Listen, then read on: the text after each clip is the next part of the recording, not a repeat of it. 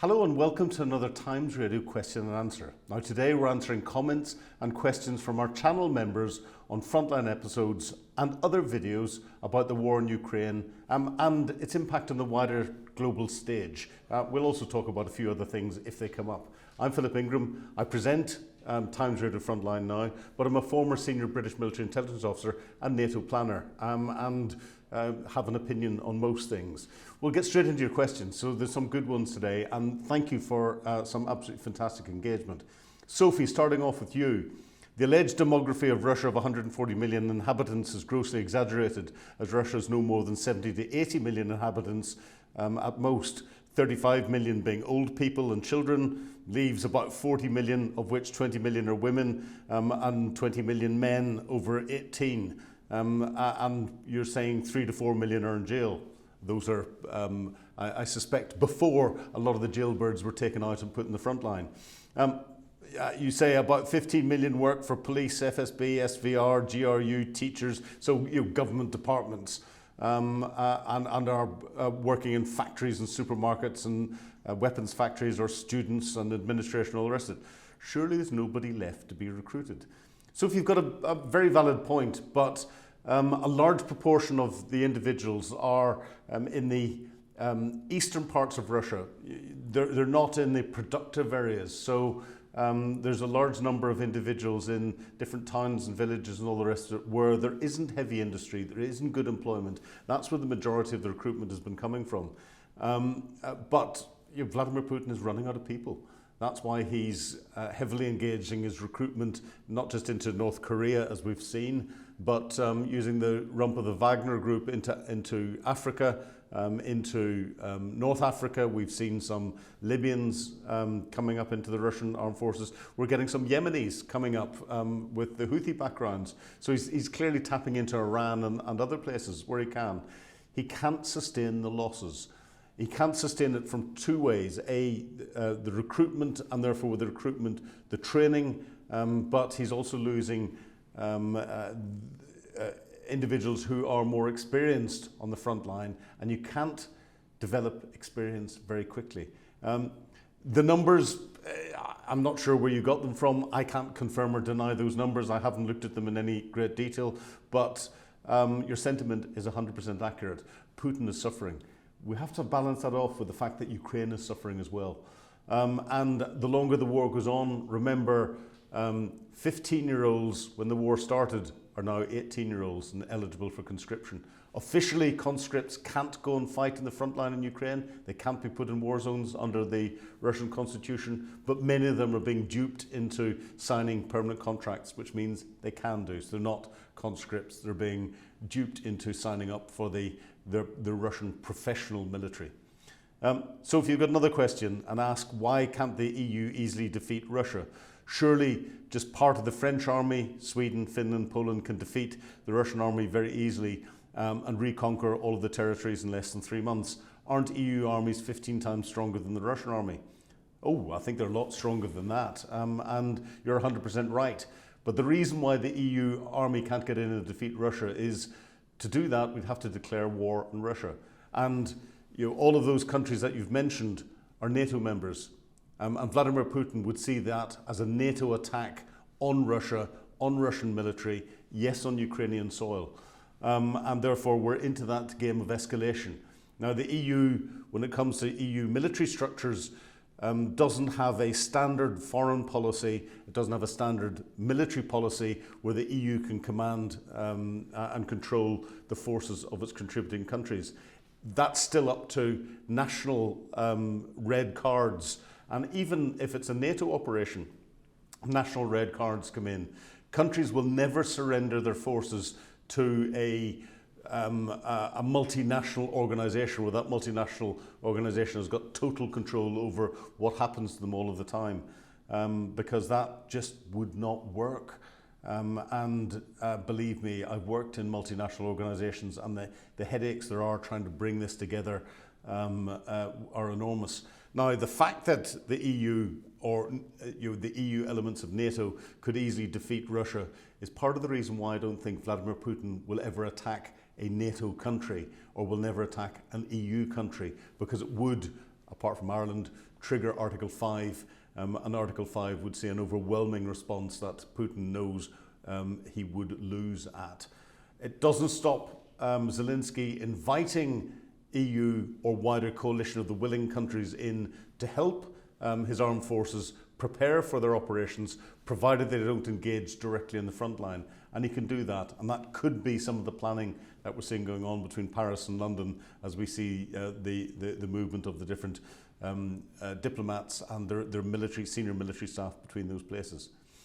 Next question comes from the Dark Elder. And hey, thank you, Marty, I should say. Thank you for giving me your name other than your handle. So Marty, you say the deal apparently offered is too vague in terms of security. What if Putin decides to attack again in 2 or 3 years?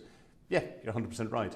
If Vladimir Putin would quite happily freeze the front lines at the moment, get some form of deal that would allow him to refurbish his military, recruit and train more professional soldiers to go into the front line, get his air force sorted out, get his navy back into the Black Sea again in a way that it can start to dominate a bit more, get more modern equipment, and then, having then taken the salami slice and got some form of ceasefire, he'd go for another salami slice, and he'd go for another salami slice. He works in multi-generational terms, so he's not worried about Trump's first 100 days. Putin will take 2 to 3 years. He'll go for another 2 to 3 years. He'll set it up that Putin's successor, should anything happen, will still be playing that plan. Any potential successor could easily be worse than Putin. A lot of them are the architects of why Russia went into Ukraine. So we have to watch out. And we're almost in the game of better the devil we know than the devil we don't. Marty, you go on to ask, how much do we, in European weapons manufacturers, still sell to third parties, i.e. somewhere other than Ukraine, or for our own needs? So much of this week, Philip, I hope the scheduling does not conflict with you ending up interviewing yourself one day. Well, I think I am interviewing myself, and I'm commenting on in our review program on some of the interviews that I've done, so that almost counts. But European manufacturers and different national manufacturers are there to manufacture the needs for their own country first and foremost, or their immediate allies, those that have got contracts with them. And therefore, once you've got your base line of ammunition and weapons capability, military capability that you need to guarantee your protection against whatever your national criteria are, then the rest of that can be manufactured for selling out onto different markets. And different countries have got different markets. Germany is still selling into Saudi Arabia, as is the UK. France is still selling to a number of different countries around the world because they've got national agreements with it. They're talking to those countries where there's priorities and they need some of that capacity to go to Ukraine to delay delivery, but that's just how the way business works. It's being run from a business perspective. I think the real issue is with the capacity in the European defence industrial base, and that is being ramped up very quickly. But very quickly in ramping up a defence industrial base is measured in calendars or with calendars rather than with stopwatches. And therefore it will take 2 to 5 years to properly get the defence industrial base up to a high level. Some of it started a couple of years ago, so we're getting there. We're starting to see increased outputs across the board. But again, very valid points.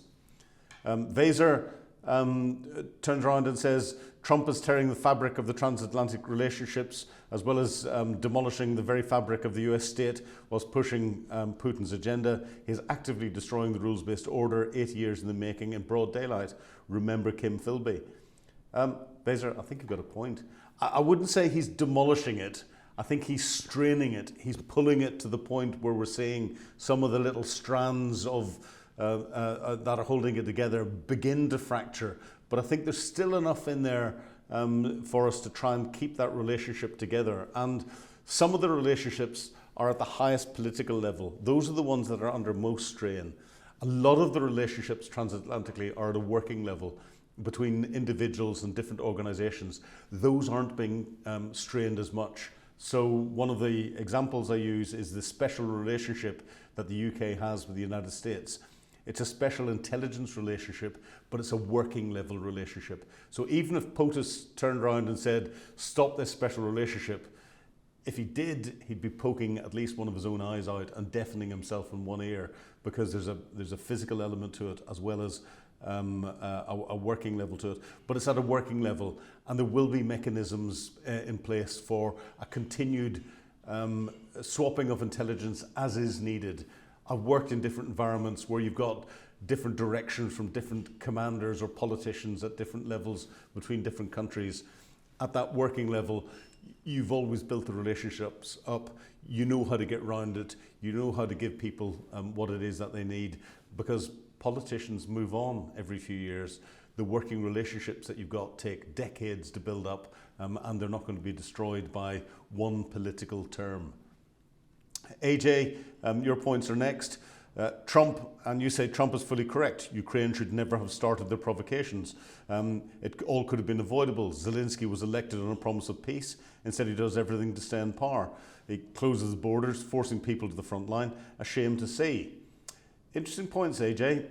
I have to say I disagree completely, and I'd love you to come back on me.